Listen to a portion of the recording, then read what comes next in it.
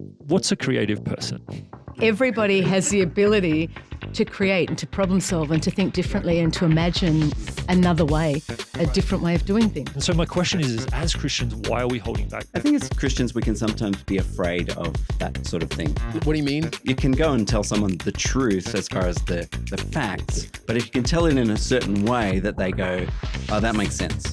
Like, I'd like to know more about that. Like, would you say conversation is a creative act? I think words are one of the most creative things that we have.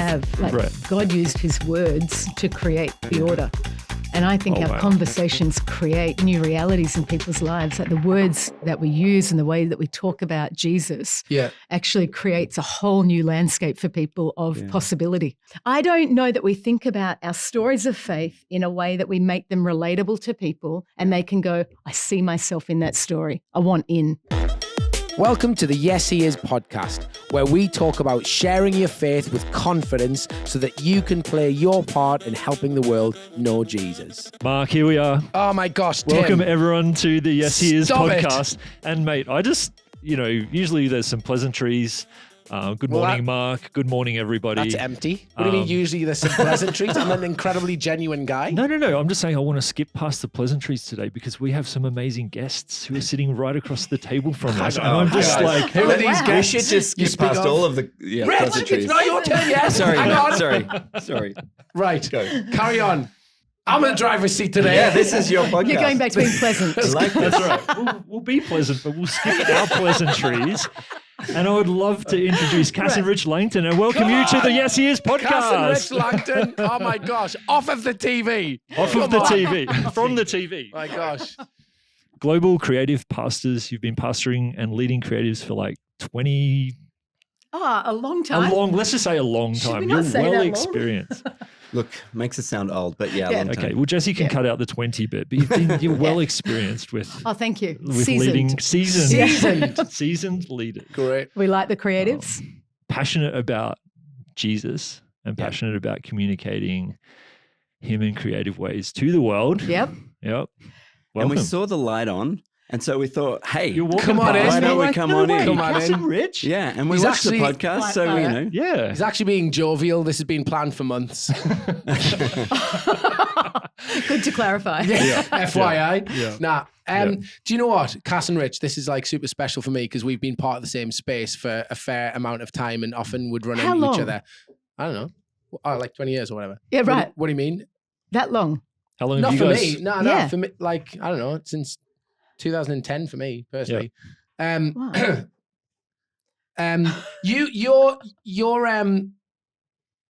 You baffle me, right, in a great way because often, when you're part of something big, and there can be a mentality of maybe it's elitism that you can assume that the people, and I don't want to say at the top, but that's what I mean. You guys have been in leadership for a long time and have been part of steering a very large Ship. However, I found myself in Sydney for the first time in 2020, and it was in the middle of an enormous conference that you guys were steering. And you gave me an hour of your time, which still baffles me because a friend of mine in the UK named Isaac, who's clever, he said, Shout out to Isaac. Shout out to Isaac. He was like, oh, you should meet with Rich. And so put us in contact. And I had no idea that this conference was actually happening in Sydney because ours hadn't happened yet in the UK. And you gave me an hour of your time, and I still can't work out why. I can't. Sorry. I don't mean that. I still I can work out why, because it meant enormous amounts for us and our family in terms of the direction that we were about to go in. But it makes no sense that you would meet up with someone you've never heard of, apart from the fact that that's who you are and that's what you do. Genuinely, and that whole conversation was it was the substance of Things unseen. Bible. It was a there was substance and grit and dirt and beauty to that conversation, and it meant like wild amounts to me. And that's amazing. Who you are, because you didn't know me, but you refused to leave until you did. And it took an hour. I just thought it was mad. You, Cass Langton. Can I respond to that before you go on? We haven't got time, Rich. It was amazing. No, it was amazing. I amazing, felt like the Lord had brought us together. And Agreed. why would I not meet with you? I guess we'll get to talk about, strangers and encounters with, people you don't know later. Right. But I think that's that was as much a part of the adventure for me as it was for you. Right. I got to meet someone I didn't know who I had heard of was on this crazy journey. So I'm like, why would I not want to enter into that?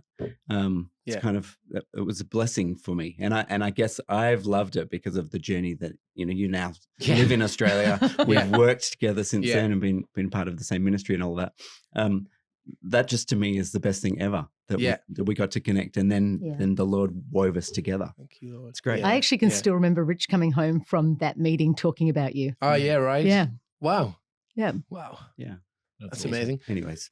Good things. Cass Langton. Yeah, I was going to say. I'm so drained. Good things. He's a fresh guy. I gave him an hour. Yeah, I gave him an hour. Exhausted. Longest hour. Yeah. Cass Langton, one of the things I was praying about on the way down here was, God, do you want to say anything to these two? And I don't know if this was a prophetic thing or whatever, but one thing I love about you, right, is you are a nightmare when you're asking questions, because you won't stop until what's actually needing to come out comes out. There's been countless creative things that we've done, like at conferences in London, all that kind of stuff, where it doesn't matter who it is that you're interviewing. If they give you an answer that's anything less than fully them, you're like, nah. What do you mean? Does that mean I can take over today? No, it does not, Cass. Because I have questions, Mark. You asked me if I was feeling nervous about this conversation. That's the only thing I'm nervous about. That Cass will take over. But I actually have so many questions for both of you. I know. You'll get your turn after the cameras turn off. All right. Because people often weep when you ask them questions. I'm ready. But the often how people say, oh, they pull out the gold in people. I feel like what you do is pull out the dross and the stuff that people add on top of the gold that's already been put in them. I really, like I'm crying away. Oh, mate. Like you are excellent at, because often like you can walk away as the hero because I pull the gold out of people. You pull the dross out of people and leave them with the gold to find on their own, which is what Jesus did. That's what he did. He asked questions and didn't stop until they were like, oh, I believe that you're the Christ, etc. And I just think that in your next season, which is mad, right? Right. Definitely keep doing that. Keep not being satisfied with nonsensical and Christianese drossy answers, because every time you leave them with the gold. She did it last night at dinner. I know, I heard. Didn't. I knew this was going to be a nightmare.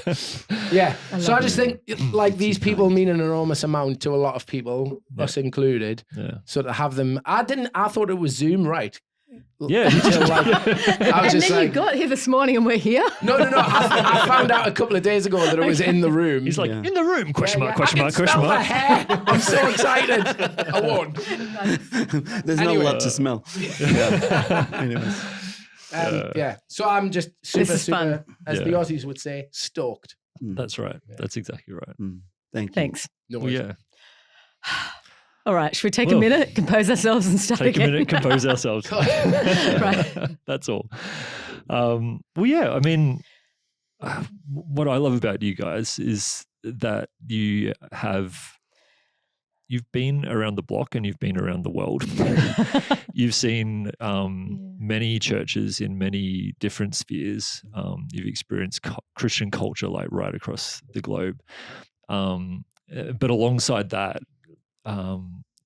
you have this personal passion for Jesus, but then because of a creative God, how can we, like we've been talking about, like if it's a diamond, if the gospel, if Jesus, this is a diamond, then creativity and is the way to rotate that diamond, to look at how the light comes through it in different facets, and basically just to reflect God's the beauty of Jesus back to this world. And that's what, I guess, in the context of our conversations here, obviously we're talking about sharing Jesus, evangelism, which can just be often just such a one-dimensional word in terms of our perception of what that means based on our church history, based on our experiences, based on successes or failures and whatever. Yeah. And so I think I'd just love to like put that in the middle of the table and go, let's tell stories. Let's, I feel like if you're listening to this and you're a creative person or you just want to share Jesus to the world, I want you to come away just feeling pumped up and encouraged by what we talk about today. And perhaps that's a good place to start. Like this idea of a creative person. What's a creative person? That's fun. No, because I think the answer is almost limitless, right? We used to find ourselves in conversations when we ran the creative department with people going, what makes you think you've got creative ownership over that word? Like, and Rich would say the creator creates creatives. Like if God is a creator, then what he creates is people in his image. And like he creates, we create because we're modeled after him. And so anybody is creative. Everybody is creative, whether you are creating a family or you're creating videos, you're creating dance or artwork, or you're maybe you don't want to be, but a creative accountant. I'm not sure that's what you want to be, but I think everybody has the ability to create and to problem solve and to think differently and to imagine another way, a different way of doing things. Oh, wow. And it's that sort of thought about the creator creates creatives obviously comes from Genesis, and the book of Genesis in the Bible, the first book, where God makes order from chaos. And I think that's an interesting way to think about creativity. Of we enter into being like God when we create order out of chaos, and that might be painting when you put the right colors on a canvas, and they the order of them matters, how you layer them on the canvas, where you put them to get a beautiful landscape, let's say. Yeah. But it could be I don't know why I'd think of accounting, but it could be accounting, or it could be architecture, or it could be administration. Any sphere of life, you can do that. You bring order out of chaos, and therefore in that way you are entering into a creative act. Yeah. And I think it's like if you ask a little kid, we talked about this the other day, are you an artist or can you paint? They'll say, yeah, of course I can. Right. But then if you ask an adult the same question, they'll be like, no, I can't do that. Great. Yeah. Well, you can. You may not be a proficient at it. You might not be an artist, so to speak, but you can create something. You can put something on paper. Yeah. And then depending on the sphere of influence you go down, you will be bringing order out of chaos. You will bring creative solutions to your sphere. Yeah. And so I think it's just a mindset shift. Yeah. So for us at church, when we were leading the creative team, it was originally the worship team. And that meant that the musicians and the singers and the worship leaders could be a part of it. When we shifted, broadened that to being the creative team, it meant we could almost include pretty much anybody. So you didn't have to just be a musician anymore. Yeah. Right. You could be a painter, or you could be an architect, or a writer, or an electrician, photographer, or a person who makes salted caramels, because there's a need for that in a team that's as broad that says anybody is creative. Wow. And so then it's about imagination as to how you use that creativity. But the truth is, we ended up with this team of creatives, like what you think about typically: songwriters, musicians, photographers, communications directors who had stellar talent, who had proper gifting to actually execute high levels of beautiful work. Yeah. And that's a whole nother deal, because that kind of creativity is like a different kind of language. And so I like when you talk about the diamond, it's one of my favorite ways to talk about God, because I think he is so multifaceted that as soon as you go, this is what God's like, can you see him? And you twist the diamond, you go, now can you see him? What about now? Can you see the different facets and attributes of God? Yeah. And I think these creative languages of photography and dance and music and art and stage design and film and all those things are ways of capturing different expressions of God and showcasing him. Yeah. And I think there's something beautiful about creatives who understand that they steward a language and they get to talk about God differently than what humanity might have seen, and in different ways. Which is why it's important to be mastering your craft, whichever. Like when we talk about everybody's creative, well, there are those artists, and everybody can tell the difference between good art and not so good art, or art that resonates and art that doesn't. So that it's important to be honing your craft. It could be in the artistic endeavors, or it could be in whatever sphere of influence that you find yourself in. When it, like on our social media channels and online chats and everything, like so many people write in or put comments just saying that I feel like sharing my faith feels like chaos. Like when you talk about bringing order out of chaos, I feel like that word chaos to me, like I resonate with that. Like, culture feels like chaos at the moment. The world feels like chaos, and to bring Jesus into that, like, is like dropping, like bringing more chaos in a sense. And so I just love that thought of like, hey, if we are, like, would you say conversation is a creative act? Yeah, in the sense wouldn't of you? Yeah.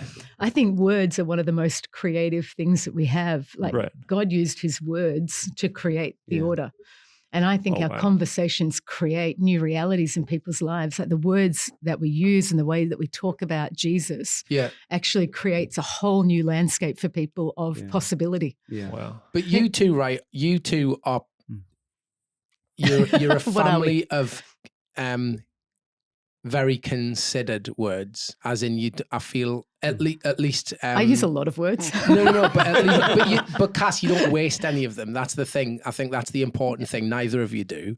And so when it comes to, I love that conversations are creative. But when you hear, we did a series at church on evangelism, and often what can happen is people are like going up to a random person in a coffee shop and saying, do you know Jesus? Yeah. But you guys have spent the last 20, probably more years basically going, why are we doing it this way? Can we not try it this way? We might fail, but let's at least give it a go. Like, what would some examples of that be? Because you're talking about like, what? No, I like it a lot. I like this thought. You're talking about, again, you have, you just, you know what I mean? Go. You've got something. Yeah. Okay. In year 12, I did art. Right. And I wanted to do my major piece on something that actually talked to my hope in Jesus.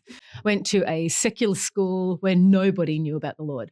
And so I thought to myself, I'm going to do something really amazing. And I painted crucifixions for my year 12 major piece. That's intense. Yeah, it's fantastic, right? No. Okay, guys.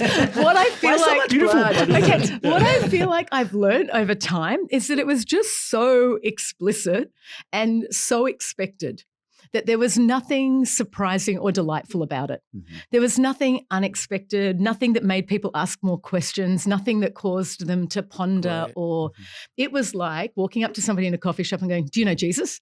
Right? Wow. As opposed to finding ways around it to draw people in and entice them and make them ask the questions of us. And I feel like art, language, communication, when it's done well, causes the viewer to want to ask more questions. Great. Right? Yeah, that's great. Wow. I can think of a story. We used to have something called the 100-Day Creative Challenge that we would do with our team.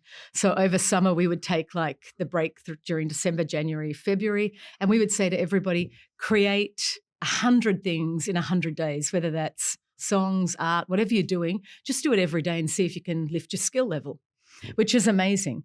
One of the guys in our team took that concept and gave it to a girl who lived in the underground church in a country where it wasn't okay to be Christian, where it was not allowed to proselytize or share your faith.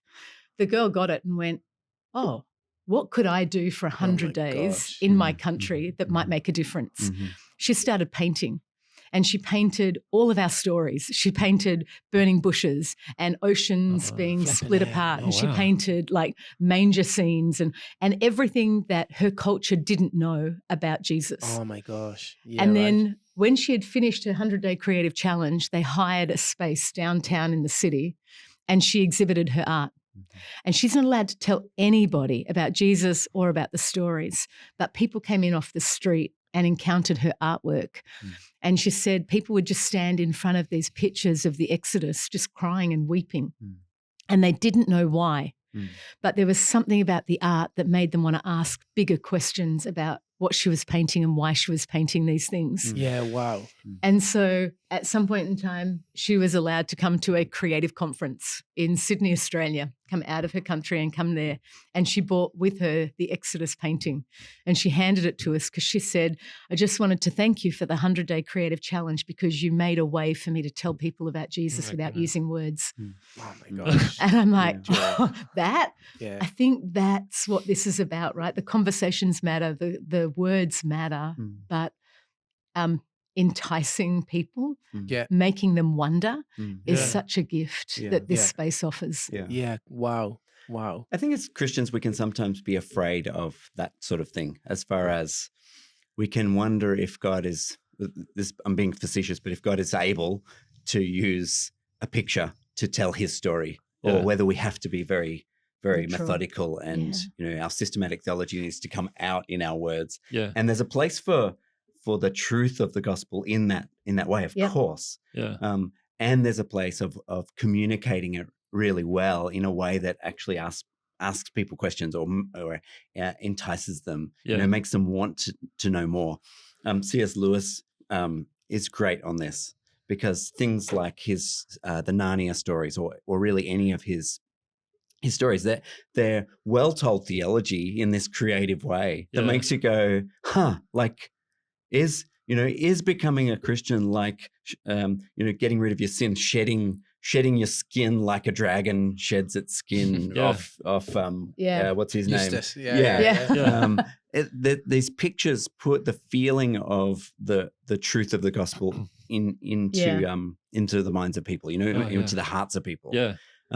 And so this thing of you can go and tell someone the truth as far as the facts, but if you can tell it in a certain way that they go, oh, that makes sense. Like, I'd like to know more about that. Or you can tell them. Like becoming a Christian's like walking through the wardrobe into a whole new reality. Right. Yeah. Right. I love that. Yeah. Yeah.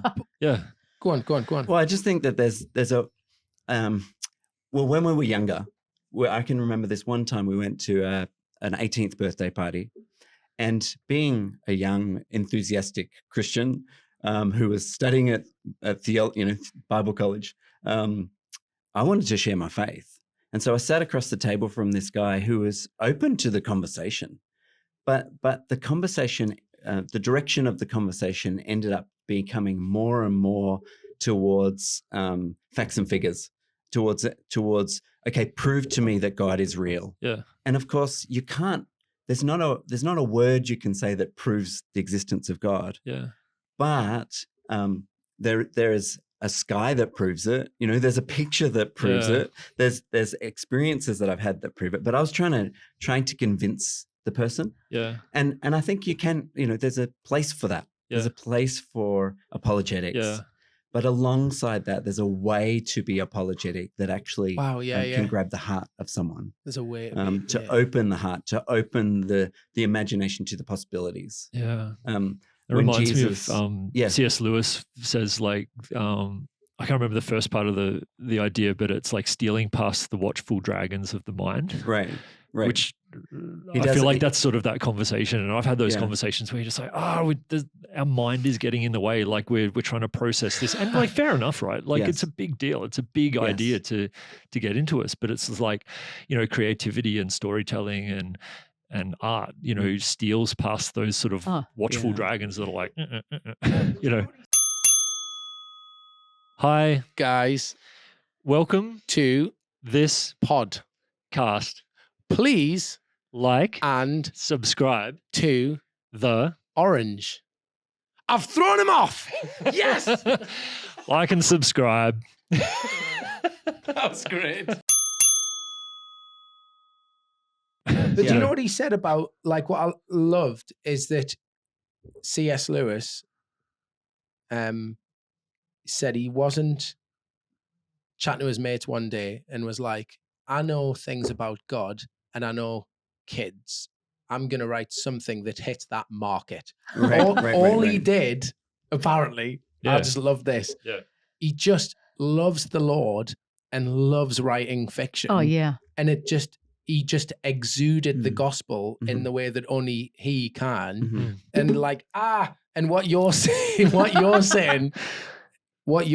it seems, and I agree, is that it's not like almost strategically thinking, you know, I'm gonna write the Narnia series for kids to get my message across. Yeah. It's just, I'm just gonna go, and then whatever comes out is gonna be, you know what I mean? Yes. Like that's what he said. I just love that. He said it better.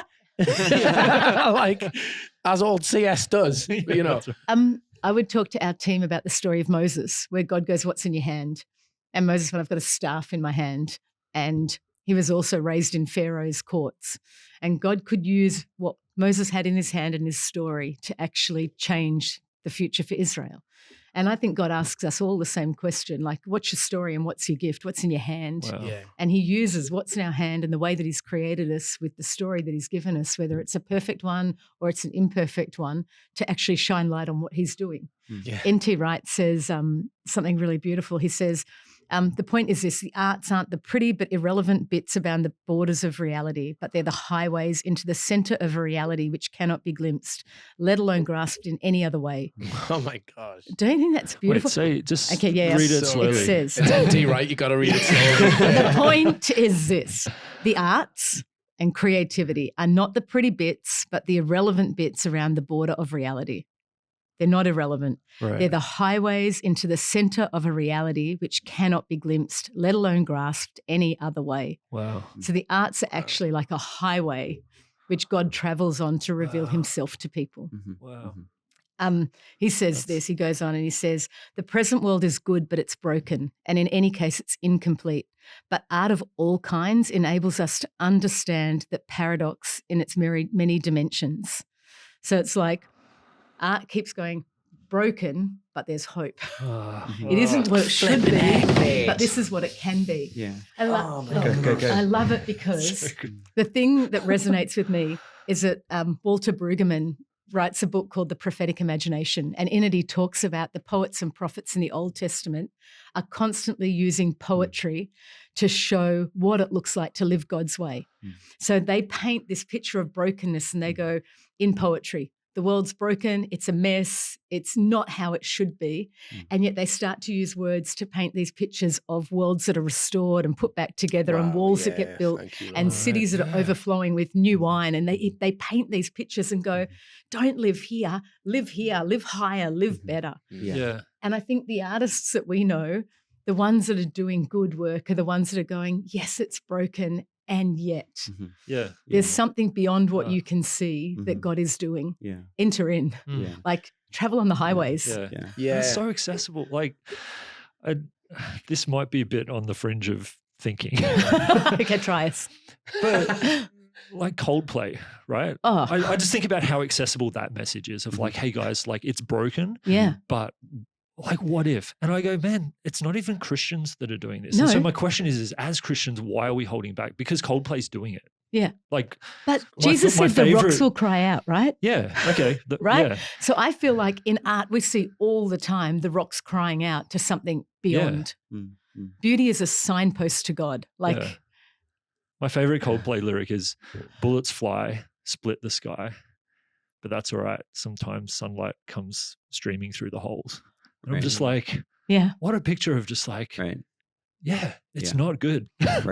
There's bullets flying. Yeah. But like, what if there is the something more? And it's just like, man, if Coldplay can write that. but I think, it's just like, and I'm not trying to compare Coldplay to like an Old Testament prophet, but I'm just like, it's more that that's a signpost that this exists, that hope exists. And then maybe it takes the skill and the talent of Christians to not go straight back to Cass Year 12 art and want to paint the obvious. Yes. To actually, that's good. Yeah. Right? 100%. Cause questions and wondering. Yes. Yeah. But that's where, as well, back to the creating order out of chaos and being an artist as opposed to just being a creative. Because we can all create, but arguably Coldplay have spent hours and hours and hours, decades, honing the craft. Right. So that they and giving it the time it takes to create that lyric that you now remember. Yeah. Because what they've done is they've painted a verbal picture or a musical picture of a reality that doesn't exist, but that you want to exist. Yeah. And I think sometimes we don't contemplate the wonder of God for long enough and deep enough. Wow. And we don't pay enough attention to that. And because we don't do that, we don't come up with the metaphors and the images that resonate with people. And I think sometimes we just don't think that that's even a thing. Because I guess we go to, well, there's truth, again, the theology of it, there's truth, and the way to communicate that is through scripture only, or, whatever. Yeah. Sometimes we limit ourselves to that. And I just think that is, it's such a sort of poor use of the godly imagination. Yeah. It's sort of allowing other people to steal our imagination from us. Yeah. And we could enter into it. And it's very simple to do. Like, it's just like, talk about evangelism. It's going, thinking to myself, what was life like before faith?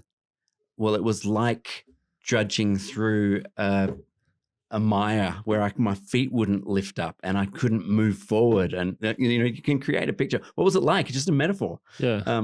You can so easily do that. Or what was it like to find Jesus or encounter him? Yeah. The Bible is full of encounters with Jesus, and you see how people responded when they had it. And we've all had that. Yeah. But sometimes we downplay it, or we think it was just, well, I was in church and someone preached something and I responded. Okay, that's very boring. This is not the reality of life change, of what's actually happened in the heavenlies. Yeah. But when God becomes man, puts flesh and blood on, and Jesus actually walks the earth, the way he talks about the kingdom of God is always in parables and stories, right? So then you imagine there's a farmer who's been out in the field all day and he's heard that this guy's coming through his city and he wants to see this guy. So he runs to see him, and Jesus is there going, so imagine there's this farmer who's out in the field, and the guy goes, hold on, that's me. Hold on, what happened to me? And he's like, well, and he went out and he saw a field and he thought that the field was valuable, and so he paid this much money to get the field. Well, imagine around his dinner table that night, the conversations with his wife about, I met a man today who kind of gets that we're farmers and we buy and sell fields. And that guy said that the kingdom of God is like the field that I go to every day. And so he's using story and analogy and metaphor and the arts to actually pull people in and go, can you see it? Yeah. Look what it's like. You get it. You already know. And sometimes I don't think we think about life, like you're saying, enough to work out how to tell the stories well. Oh. Wait. Say that again. Yeah. Sometimes you what, sorry? I don't know what I just said. Sometimes we don't look at life. Think about life. We don't think about life enough to tell the stories well. Yeah. Don't you think Say more things like that, though. Like, open up that, I'm going to flip and Cass Langton you, Cass. Because that's, and I don't mean that was dross. I mean, I want you to split that up. Sometimes we don't think about life well enough to tell the stories. Yeah. Don't you think that? Fully? Because I never think to sit opposite somebody at a table and go, so there was a guy who was sending emails, and the first email went into an inbox, but it went into the junk mail. And the second email went into an inbox, and it was received but then deleted. And then the third email went into an inbox, but it was read but not understood. And the fourth email went into an inbox, and the guy got it and read it and realized that they were in line for an inheritance. Great. Right? As in, I know that sounds ridiculous, but I don't even know if that works, guys. That's off the top of my head right now. But I'm like, I don't know that we think about our stories of faith in a way that we make them relatable to people and they can go, I see myself in that story. I want in. Yeah. Right? Yeah, that's great. I want in, like, I hear the song, like you were talking. I love the thought that music and art and drama and video and all the things we have in our hand, they bypass the senses and get to our heart. That somehow, like, you know yourself, you sit there listening to beautiful music and you have an experience with the music that you don't have when you're sitting talking about words. Like, I wonder though, just to come back. to go the other way. I wonder if it's because most of us spend our time on social media flipping through all of the negative stuff of the world. Right. And the news and the images that we're consuming tend to tell us that the future is bleak. Like they tend to be portraying a negative image of the future, which is, there's wars and rumors of wars, and there's the world's on fire and your world is going to end. Yeah. And that's not the picture that the Bible paints. Like the picture that the Bible paints for the Christian, for the believer, is this hope-filled future where things are getting better, where the kingdom has broken in and it's expanding and it's taking over, like a Marvel movie, like where there's a slime or something that's taking over, but a good slime. Yeah. But I think we get sucked into thinking, the world is pretty bad. And then we look at our own circumstances again on social media and we go, my life doesn't look like their life. Right. And so we scroll like the rest of the world scrolls, and we don't allow the picture that God paints to actually get into our heart. And then there's this quote, which I'll get wrong, so I'll just make it up myself, but it's about the future doesn't exist. So it only exists in our imagination. The idea being you get to create the future. You get to enter into what God is doing and be a part of that. Or you can just keep scrolling and just keep comparing and keep going down the negative track. If we spent more time contemplating what God could be doing, what might he want to do? How might he want to use me and my story to impact someone else and maybe make the world a better place? Then we can do what Cass is describing. Then we can start to, change the narrative. But that's going to cost you. So for example, you two overseeing on a global level, a creative collective of amazing people. Right. Life mapped out for you. Yes. Are you going to make us cry right jobs. Do you know what I mean? Salary. Do you know what I mean? Yeah. But all of a sudden, and this is why I have to stress that these two do what they say, because you didn't have to leave that job. You didn't, it would have just got bigger and better. But you, from obedience, were like, what could the future look like? Yep. And of course, a lot of your narrative currently is, I don't fully know, but I want to at least be partnering with God and doing that. I suppose what I'm trying to say is that it's sometimes not as easy, right? Mm-hmm. Like I read a book that talked about sloth, and this guy was saying slothfulness is not laziness. Slothfulness is just being content with what you've got and just not moving. So you might work hard in your slothfulness, or you could step outside of it and do something really nuts, like say we might not have a wage ever again, but we feel like we have to do this. Thanks, Mark. Do you know what I mean? Do you know what I mean? Yeah. You will. I think following Jesus is always following into the unknown. Like I think, sounds like a Frozen song. I was going to say, is that a Frozen reference? No, but I think Jesus called and the disciples didn't know what they were doing. Like there is always a sense of following Jesus has an unexpected element to it. And I don't think it matters whether it's us making a conscious decision to live in the unknown or it's a musician going, God, can you do something with the songs that I'm writing? I think there's an unknown element all the time as to what God's doing, what he's going to breathe on. And there's a risk in following him. He said that we would pay with our lives. And so you start going, is leaving a job actually laying down my life? Wow. Because that's what he's asked us to do. I dare to believe that on the other side of obedience, so God actually has other plans. And we've been watching going, Lord, this year we left that and we're doing this. We started a little thing called the Hopeful Rhino, which was all about empowering creatives to live at their creative best, to actually see God at work. And it's been so fun because we have connected with creatives all across the globe at a different level to what we ever imagined we would do. Yeah. Really? And we're watching God stir creativity in Africa and Taiwan and the most random of places with the most unlikely people for his glory to reach the world. And it's fun. Yeah. Because people are taking him seriously, go into all the world and make disciples. Okay. And I'll use what I've got in my hand and I'll use my story and let's see where this takes us. And so people are sending us songs and videos and all kinds of different creative expressions.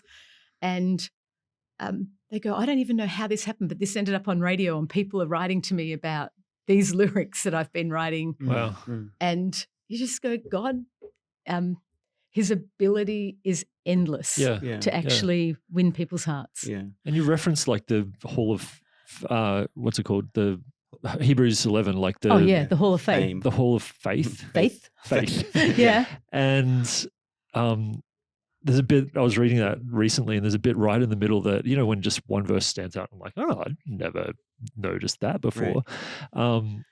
It's talking about, you know, all these people, and then I can't name all the others, Gideon and you know, all of this, and they were sawn in half, and so it's sort of it is talking about the cost and the risk and the faith that obviously has to be exercised. But then it describes it right in the middle. It's like they saw all of these things from a distance, and they welcomed them, right? And it's just that idea of just like what we were saying before of like, okay, the world isn't like this, but I'm seeing a different world from a distance. And I'm welcoming it. Yeah. And my act of faith then is to translate that through me, through my creative, whatever I have in my hand, and then put something out that hopefully reflects that back to Jesus. But just that idea of just like, of course it's, you know, and that's what you guys are doing. You're on this journey of just like, all right, we're seeing something. We're not sure about it yet. We're seeing it from a distance, but I'm welcome. I'm up for it. That passage talks about Abraham, and it says Abraham went in search of a city whose architect is God. He went in search of a city, and I'm like, I love that thought for the creatives, that we go in search of God and something he's architecting, and we do our best to put language and vocabulary and emotion and experience around that in the hope that other people will see that city. Like I can remember sitting with our team. One of my greatest delights is to collaborate with creatives, because I think we get better when we share ideas around the table. And at one point in time, we were talking about an opener for something. We're like, imagine if there's a ballet dancer, and imagine if there's this music that's really emotive. Oh, there's an orchestra on stage. We're kind of like dreaming a little bit. And then somebody goes, and imagine if when like there's a shaking, there's a rustling of trees, and you can kind of hear the wind coming through the auditorium, and then leaves fall from the ceiling. And I'm like, yeah, okay, I can imagine that. This is awesome. And kind of we were thinking about how to tell the story of creation and Genesis and God's love for humanity. Like, so there was this whole message behind the method. And then we went, okay, let's do it. And so we set out to create this moment, but then we realized we didn't have the money to do what we wanted to do. And so to do the leaves that fell out of the sky, we probably needed a whole lot of like tissue paper, and we had to cut leaves and do all those sort of things. So there's a whole team of volunteers cutting leaves. And I think after a while, we're like, this is the dumbest idea ever. What are we doing? It's so stupid. Anyway. And what's the point? We get it done, and everybody comes to this conference, and they're all sitting in the auditorium, and the opener starts, and it's beautiful, and the leaf moment happens, and the leaf starts falling from the sky, and we're like, oh, this is beautiful. Like, this is what we imagined. Wow. And you kind of get caught up in the beauty of it all. And at the end of the night, the New Christians pastor came, and he went, hey, Cass, can I tell you a story? I'm like, yep, okay, give it to me. And he goes, a lady gave up her life to Jesus tonight. And when she came and gave her life to Jesus, she said, I have been having dreams regularly where I'm in a forest. Flipping act, man. And as I'm walking through the forest, leaves fall. And when the leaves fall, I have this sense of peace, and I see a figure that is all light. And she said she came into conference invited by a friend because a friend was bringing her to church in the hope that she might find Jesus. And she sits there, and the conference starts, and the opener happens. And when the leaves fall, they fall on her lap, and she is reminded of the dream. And in that moment, she encounters Jesus. And so she waited all night to put a hand up because she met him when the leaves fell. Yeah. And I love it because I keep going. Creativity has the most incredible power to lead people to Jesus in the ways we don't expect it. And he has a way of using what we offer him to capture hearts. Yeah. And I have heard it over and again in songs and story and art and videos and testimonies where people do one thing thinking that they're just doing a really beautiful opener with some leaves. Yeah. And yet God breathes on it and uses it. Yeah. Another friend of ours during COVID went, you know what, I'm going to create an album. I have no work. I don't know what to do. I'm going to create an album of hymns. And so he played all these really beautiful hymns and put the album out, didn't really know what to do with it and just went, oh, here you go. I sent the link to a friend, Ann Voskamp, and she got it and she sent it to a friend and we were all just sharing this link. Anyway, at one point in time, I get a phone call from a girlfriend in New York who said, a girl in our church has been on the wards looking after COVID patients who are dying. And as she's walking through the ward, she hears his music playing. And people were saying, what is this music that's playing?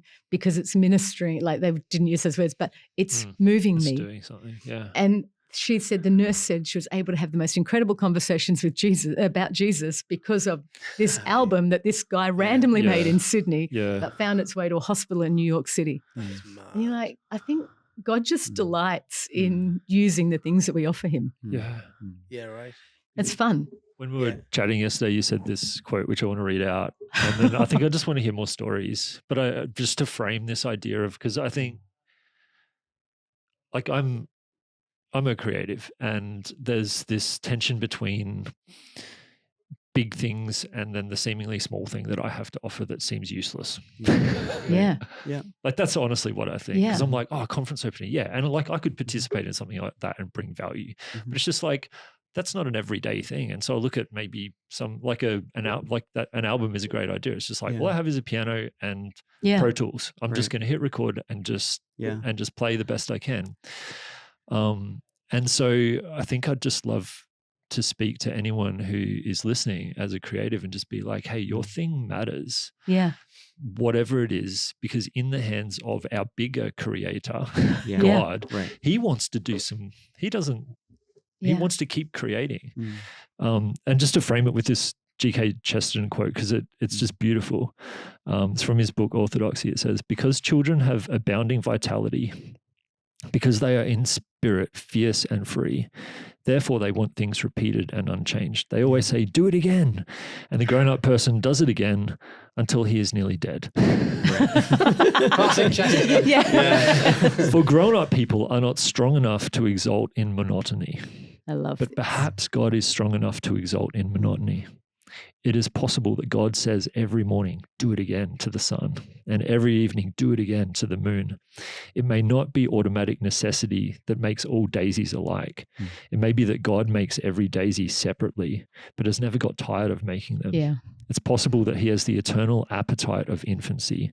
For we have sinned and grown old, and our Father is younger than we are. And I don't know, I don't want to disagree with G.K. Chesterton. But he makes all daisies alike, but he also doesn't. Because you look at a daisy and every daisy is different. And I think that's what stands out to me is like, yes, because I think, I could make a piano album, but then I'm like, well, everyone's made a piano album. Yeah.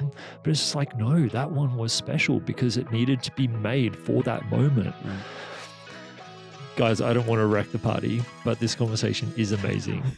For practical reasons, we're going to have to break this conversation into two. So, you guys who are listening are going to have to wait, and we're going to come back with the second half of this conversation next week. So, thanks for listening. We will be wearing the same clothes next week, FYI. Yeah, there's no smoke and mirrors with this episode. We're not going to pretend like it happened in another week. So, tune in then, guys, and we'll see you then.